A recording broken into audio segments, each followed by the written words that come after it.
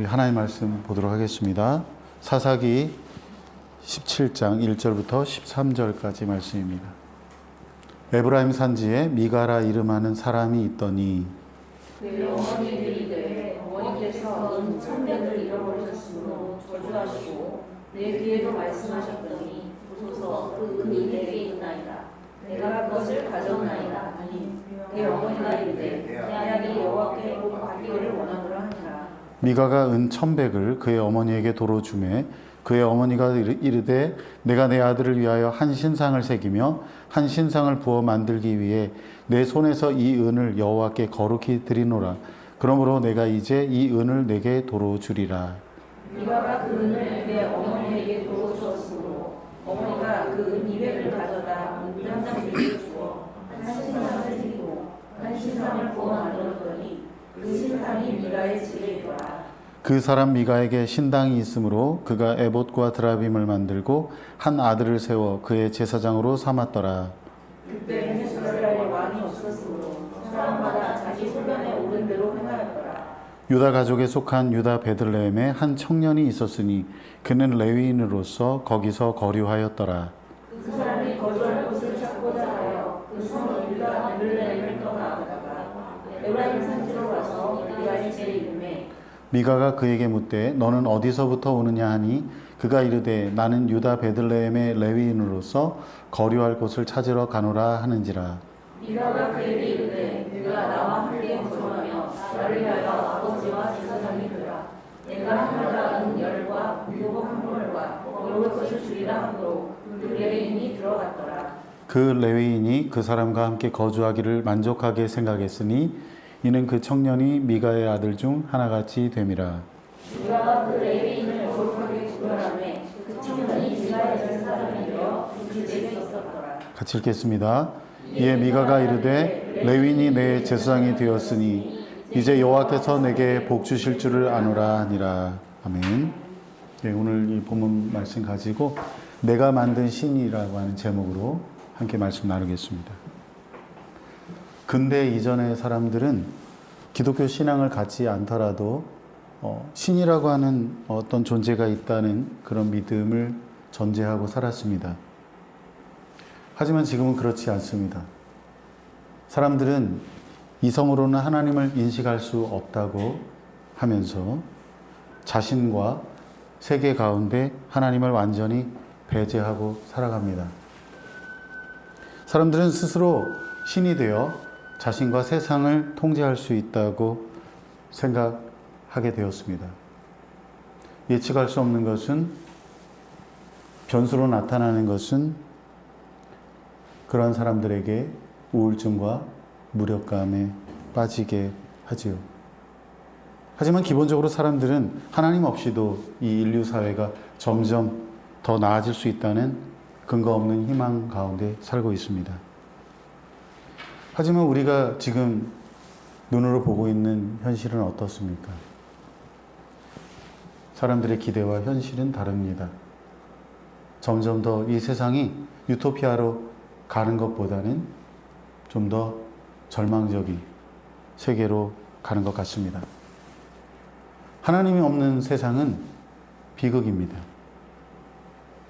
오늘 우리가 나눌 이 본문도 바로 그런 주제를 다루고 있습니다. 하나님이 왕이 되지 않으신다면 우리의 삶 가운데, 이 세계 가운데 어떤 일이 일어나는가 하는 것을 오늘 우리가 함께 나누려고 합니다.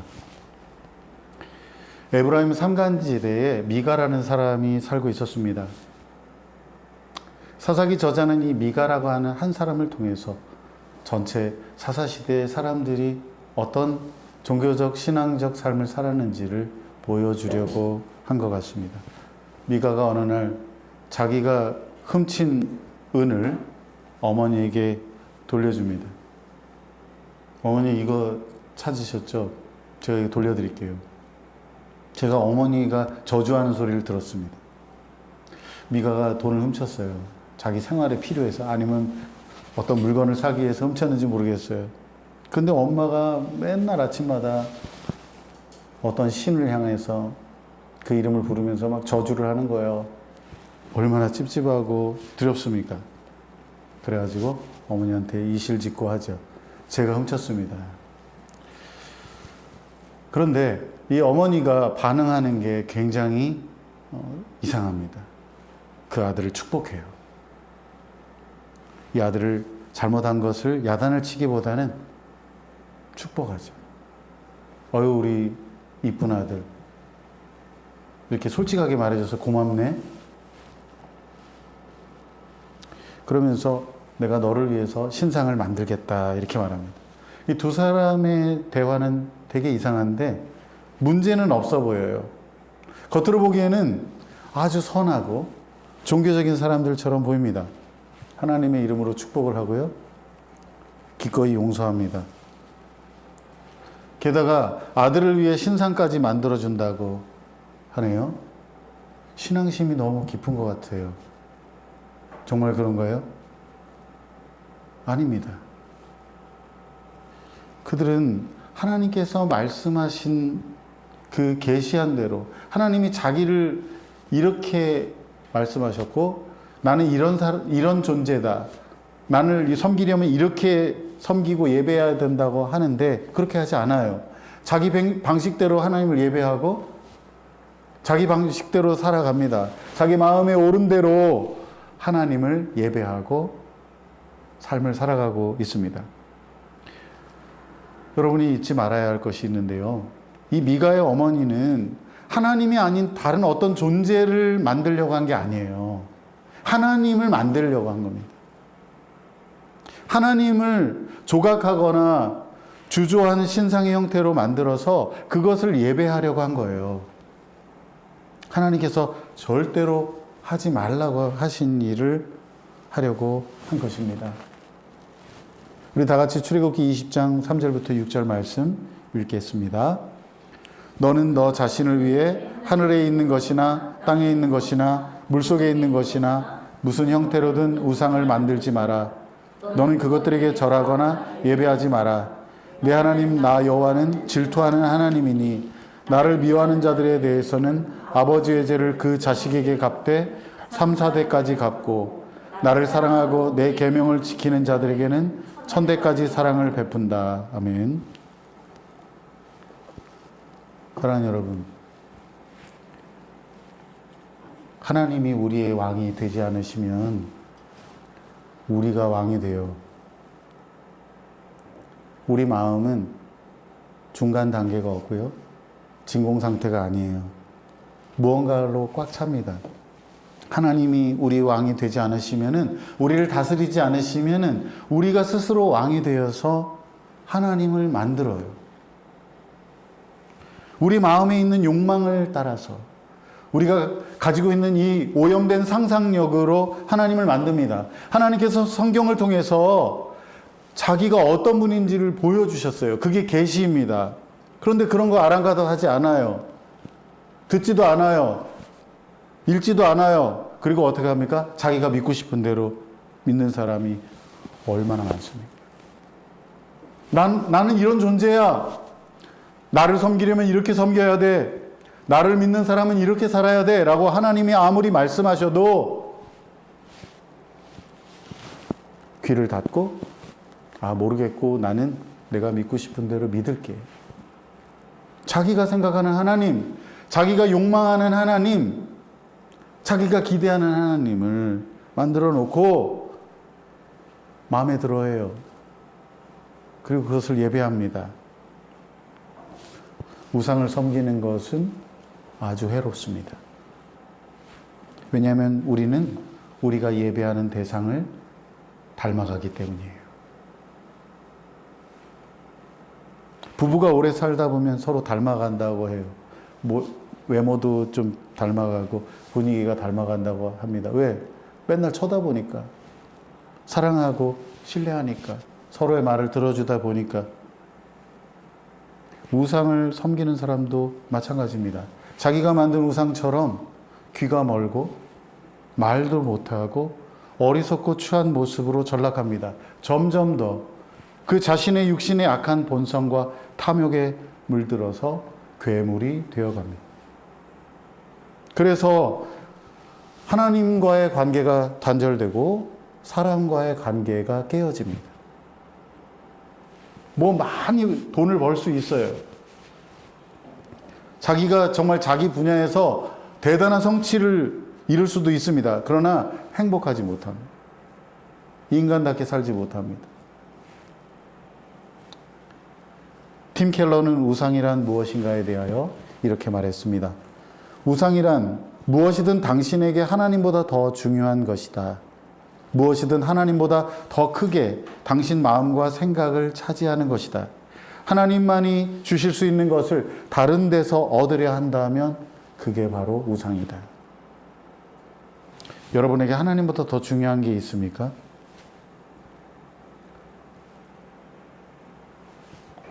나는 돈이 제일 중요하다. 돈이 우상이에요. 나의 하고자 하는 일이 우상이 될 수 있어요. 자녀가 우상이 될 수 있어요. 심지어 목회자들은 이 목회가 우상이 될 수 있어요.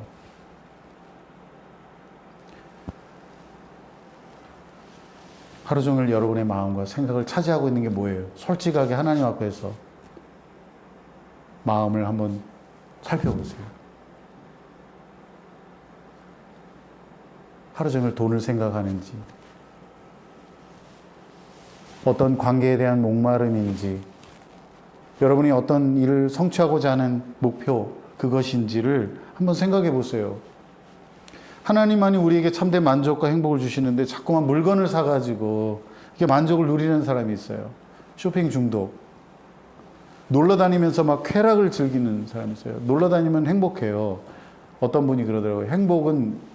이 여행은 사람이 행복한 것에 많은 요소들이 담겨 있다고. 맞아요. 그런데 그것만 찾아다니면 그게 우상입니다. 참된 만족은, 행복은 하나님께로부터 옵니다. 하나님께서 우리를 그렇게 설계하셨어요. 그런데 하나님 말씀을 통해서 하나님을 알고 하나님의 뜻을 따라 살아갈 때 하나님만이 우리에게 만족을 주세요. 그래서 어느 때까지 이르냐면 예수님만 있어도 행복해요. 그렇지 않으면 많은 믿음의 성도들이 왜 그렇게 일생을 거지같이 살고 자기 목숨을 잃기까지 살면서 그렇게 살았겠습니까? 미치지 않고서. 하나님만이 우리의 참된 만족이니까 그렇게 살아가는 거죠. 사랑하는 여러분, 하나님께서 저와 여러분의 왕이 되셔서 다스리기를 바랍니다. 하나님께서 그분의 말씀으로 우리를 조각하고 우리를 주조하시기를 바래요. 우리를 빚어주시길 바래요. 여러분이 하나님을 만들지 말고 규정해가지고 믿고 싶은 대로 믿지 말고 편한 대로 섬기지 말고 하나님이 여러분을 빚으시도록 내어드리길 바랍니다. 그게 하나님을 참으로 왕으로 섬기는 사람입니다. 은으로 여러 신상을 만들어가지고 그것을 미가의 집에 두었습니다. 자, 이제 신상이 있는데 이 구색을 맞춰야 돼요. 그래서 에봇과 드라빔도 만들었습니다. 에봇은 제사장들이 하나님의 뜻을 물을 때 입던 옷인데요. 요즘으로 말하면 어떻게 한 거냐면 타로 카드 같은 거 한 세트 갖다 놓고 있는 거예요. 점치려고. 드라빔은 뭐냐면 휴대용 신상입니다. 어디를 가든지 쉽게 우상을 섬길 수 있게 하기 위해서. 먹든지 마시든지 무엇을 하든지 우상을 섬기기 위해서. 그리고 나서 이제 마지막 정점을 찍죠. 미가가 자기 아들 하나를 선택해가지고 야, 네가 제사장 해라 해서 세웠습니다. 자, 이제 예배가 완성됐어요. 미가가 얼마나 만족스러웠을까요? 하나님하고 전혀 상관없이 그 자신은 되게 만족했다. 거짓 경건에 흡족하게 있었다 하는 겁니다. 자, 그러다가 하루는 어떤 젊은이가 미가가 사는 동네를 찾아왔습니다. 그는 누구냐면은 베들레헴에서 살던 레위인이었는데 머무를 곳을 찾기 위해서 여기저기 헤매던 중에 미가의 집에 온 거예요. 레위 지파는 가나안 땅에서 분배받은 것이 없습니다. 하나님께서 이 레위 지파는 어디에서 살게 하셨냐면 전국 48개의 성을 다 흩어져서 여러 지파에서 흩어져 살게 하셨어요.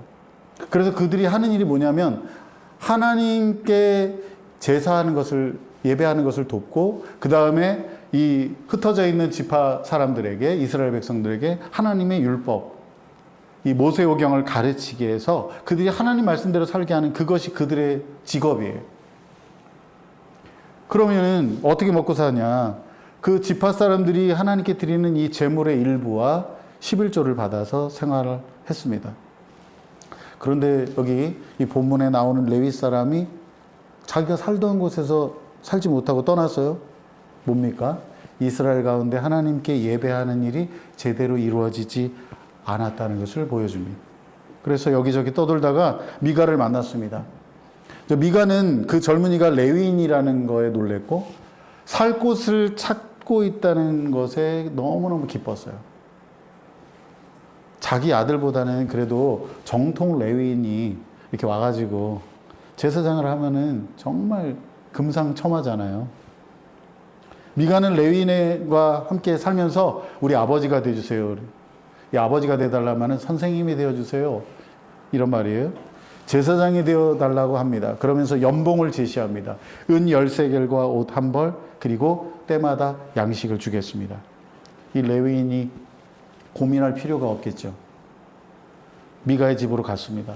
레위인은 먹고 살 수 있게 돼서 좋고, 미가는 자기가 좀 더 하나님께 훌륭한 일을 했다 싶어서 이제 정말 제대로 된 예배를 하나님 앞에 드리게 되었구나. 진짜 제사장이 왔구나.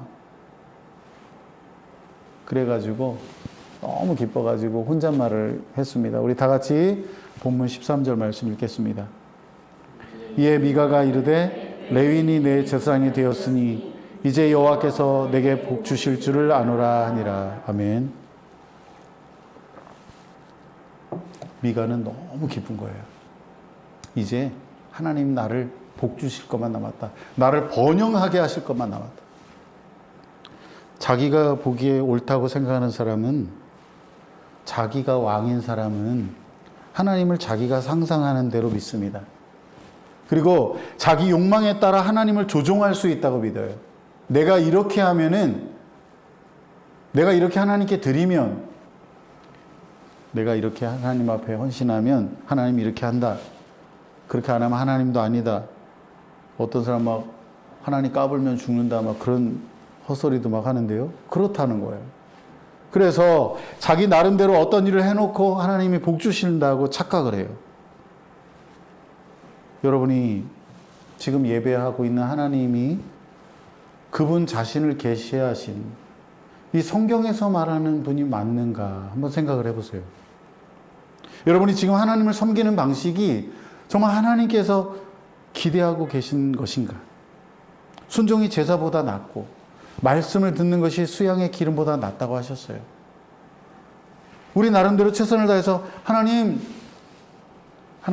영광 돌립니다. 이렇게 하는 게 아니라 내 나름대로 내 생각에서는 정말 최선을 다해서 하나님 기쁘게 하려고 그렇게 하지 말고 어떻게 하라고 합니까?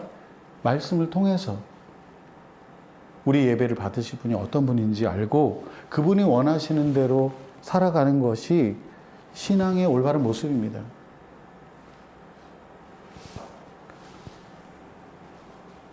우리 뉴질랜드에 있는 우리 저희 목사님이 저하고는 1년 선배고 또 아내는 사모님하고 친구인데 그런 얘기를 하셨어요. 설교 시간에. 목회자가 언제 교회를 떠나려고 하는지 아십니까?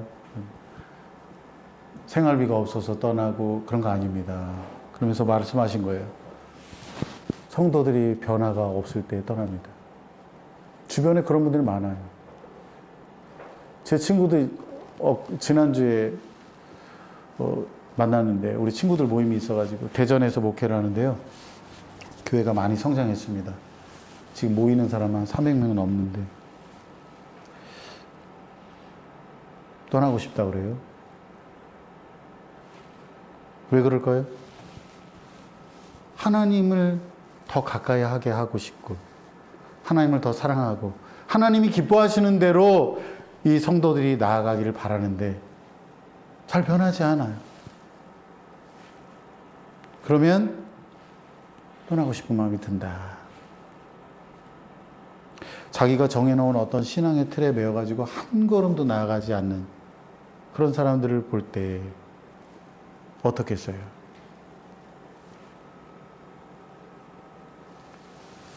자기가 우상이 되어서 하나님의 원하시는 대로 행하지 않는다면 아마도 그런 사람은 오랜 세월 미가의 착각에서 벗어나지 못할 겁니다.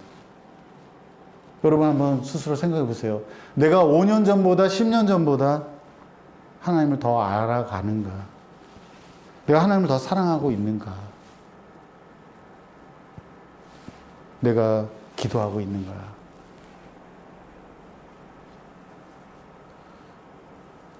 하나님이 폐위된 곳에서는 개인의 욕망이 지배하는데 이러한 개인들이 집단을 이루면 더 큰 일이 벌어집니다. 그것을 우리가 다음 장면에서 보게 됩니다. 그 당시 단지파는 자기들이 살아갈 땅을 찾고 있었어요. 모든 이스라엘 지파 중에서 제일 찌질한, 하나님이 주신 기업을 얻지 못하고 오히려 아모리 족속에게 밀려서 산에서 이렇게 살았던 사람들이 단지파입니다. 단지파가 5명의 정탐꾼을 보내어 땅을 두루 찾게 되었습니다. 그러다가 미가의 집 근처에 오게 되었는데 거기서 레위인을 알아봤습니다. 레위인이 어떤 특별한 옷을 입었는지 아니면 어떤 특정한 행동을 했는지는 몰라요. 알아봤어요. 정탐꾼들이 물어봅니다. 앞으로 우리 앞날이 어떻게 되겠습니까? 우리가 새로운 땅을 찾고 있습니다. 어떻게 되겠습니까? 레위인이 뭐 생각할 시간도 없어요. 바로 평안히 가세요. 하나님이 함께 하실 거예요. 뭐 우리가 흔히 하는 거짓말 있잖아요. 아유, 기도할게요. 종교 전문가들의 입에서 나오는 그런 식상한 멘트들이 있어요. 뭐 인사치레로 그렇게 말을 했을지도 몰라요. 아무러면 어떻습니까? 결과가 좋았습니다. 레위인의 말대로 정탐꾼들은 순조롭게 자기들이 살 곳을 찾았습니다. 문제는 뭐냐면 그곳은 근본적으로 하나님이 그들에게 주신 기업이 아니라는 거예요. 가나안 저 북부에 있는 땅이에요. 거기에 살고 있는 사람들은 그냥 평화롭게 살고 있었고요. 호전적이지도 않았어요. 하나님의 심판을 받아야 할 사람들도 아니었어요. 단지파는 하나님께서 세상에 부족할 게 없는 땅을 자기들에게 주셨다고 기뻐합니다. 그러면서 출정길을 나가죠. 오늘날 하나님의 이름을 가벼이 여기고 자기의 욕심을 채우는 수단으로 삼는 사람들이 자주 하는 말이 그런 거예요. 하나님 복 주셨습니다. 최근에 제가 여러분도 잘 아는 그 교통사고 전문 유튜버 그분 걸 제가 봤는데 어떤 교인이 정말 그냥 스치기만 한 접촉사고를 하고 엄청나게 때를 부리면서 수천만 원을 요구하는 그런 이야기를 하는 거예요. 교회 다니는 사람이라고 거기서 이렇게 얘기를 하는 거예요. 제가 얼마나 부끄러웠는지 몰라요. 뭐 우리 주변에 흔히 있는 일이라고 할 수 있지만 직접 보니까 그렇습니다. 또 예배당을 짓겠다고 주위 동네 사람들하고 오랫동안 다투고 소송하는 교회가 있는데요. 저는 그런 의문이 들어요. 그렇게 싸울 거면 왜 그곳에 교회를 세울까? 임금 착취를 하면서 아침마다 예배를 드리고 업무를 시작하는 사장님들은 도대체 무슨 믿음을 가진 겁니까?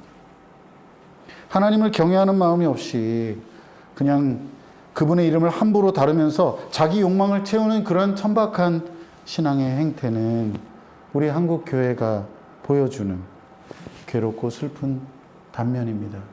하나님이 왕이 아니시니까 자기 마음대로 믿고 싶은 대로 믿으니까 그런 일이 생기는 겁니다. 시간이 흘러 단지파가 땅을 차지하러 가는 길에 미가의 집에 들렸습니다. 정탐꾼들은 다짜고짜 미가의 집에 들어가가지고 신상들과 에봇과 드라빔을 전부 들고 나왔어요. 그러니까 레위인이 깜짝 놀랐겠죠. 이게 무슨 짓이냐 이렇게 말하니까 그들이 레위인에게 거부할 수 없는 제안을 했습니다. 우리 다 같이 사사기 18장 19절 말씀 읽겠습니다. 조용히 하시오. 우리와 함께 가서 우리 아버지와 제사장이 되주시오. 한 가정의 제사장이 되는 것이 좋소. 아니면 이스라엘의 한 지파, 한 가문의 제사장이 되는 것이 좋소. 아멘. 이 레위인이 얼마나 기뻤겠어요. 오래 생각할 필요도 없죠. 레위인이 단지파를 따라 길을 나섰습니다. 제가 귀국해서 보니까 이 교회 사역자들의 분위기가 많이 변했습니다. 적지 않은 교회가 전도사나 부목사를 청빙하는 데 어려움을 겪고 있습니다. 예전처럼 신학생들이 많지 않기도 하지만 사역을 하기 위해서 굳이 지방에 내려가려고 하지 않나고 해요. 심지어 서울에 있는 작은 교회도 가지 않으려고 합니다. 왜? 부교육자에 대한 대우가 좋지 않은 것도 있고요. 만약에 거기 가면은 앞으로 좋은 데를 갈 수 없어요. 크고 유명한 교회에서 부교육자를 해야지 그 네임 밸류를 가지고 그 스펙으로 괜찮은 담임 목회지를 찾을 수 있습니다. 부교육자들의 문제만은 아닌 것 같습니다. 조금 교회가 부흥했다 싶으면 더 큰 교회에서 이 담임 목사를 스카우트를 해요. 스카우트를 해갑니다. 교회 안에서 아까 말한 경우 그런 이유처럼 떠나야 될 상황이 되거나 갈등이 있어서 어쩔 수 없는 경우가 아니라면 목회자가 떠나면 안 되죠. 훨씬 더 좋은 대우와 명예를 받기 위해서 말로는 하나님 뜻이라고 하고 그렇게 사역지를 훌쩍 옮기면 그 사람은 도대체 누구를 섬기는 사역자입니까? 제가 이렇게 목회자들을 말씀드리는 것은 제가 말하기 편하기 때문에 그러는 겁니다. 성도들이 그렇지 않다는 것이 아니고요. 사적인 이익을 추구하기 위해 주님의 부르심을 포기하면 그 다음에 개인적인 야망이 더 극대화됩니다. 그래서 레위인도 한 가정의 제사장이 되는 것보다는 한 지파의 제사장이 되는 게 훨씬 낫다고 여겼지 않습니까? 한편으로 본다면 이런 현상이 우리 한국 교회 안에 자주 나타난다는 것은 그만큼 우리가 순수한 복음에서 멀어지고 있는 것은 아닌가 하는 생각이 듭니다. 사도 바울은 어떻게 살았습니까? 감옥을 전전하며 다녔고 수많은 핍박과 고난, 가난과 수고를 감당하며 살았는데 오늘 한국 교회는 어디로 가고 있는 걸까요? 자, 뒤늦게 이 일을 알게 된 미가가 동네 사람들과 허둥지둥 그들을 뒤따라갔습니다. 단지파 사람들이 너 왜 따라와 이렇게 하니까 미가가 말합니다. 내가 만든 신들과 내 제사장을 너희가 다 데리고 갔으니 나는 남은 게 없잖아. 맞아요. 미가가 만든 신이에요. 미가의 제사장입니다.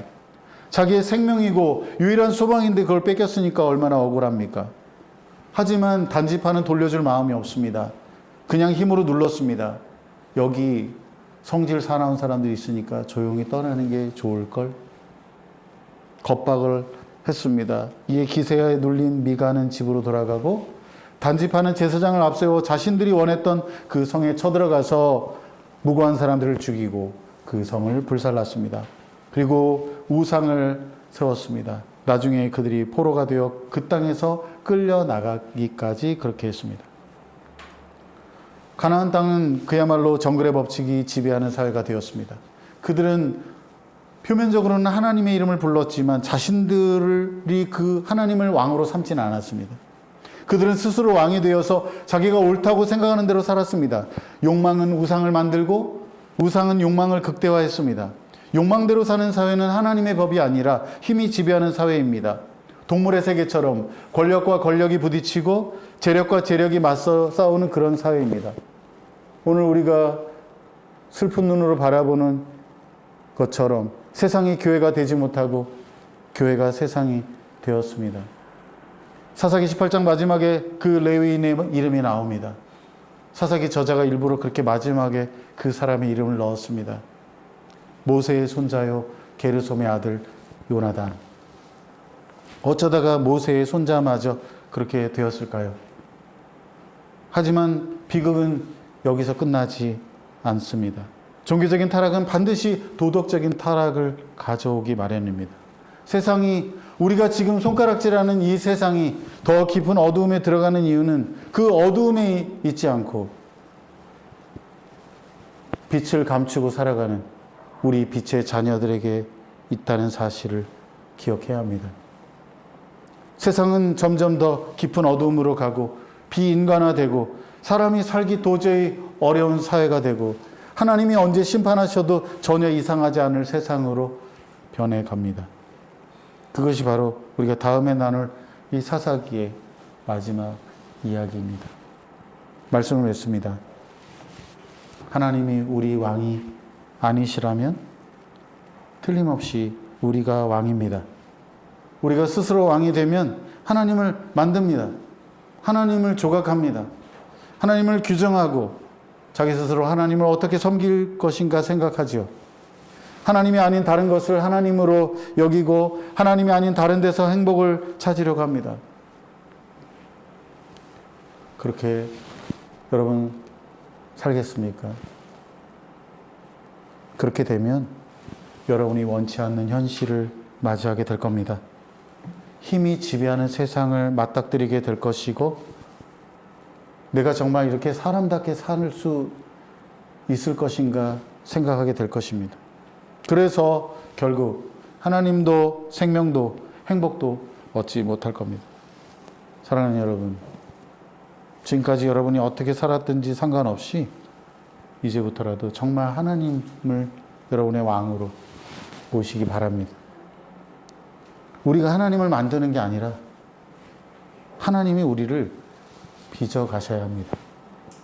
우리 모두가 하나님과 그분의 말씀이 다스리는 삶을 살기를 바랍니다. 그래서 우리 모두 왕이신 하나님의 다스림 가운데 은혜와 기쁨을 누리며 살아가기를 간절히 바랍니다. 기도하겠습니다.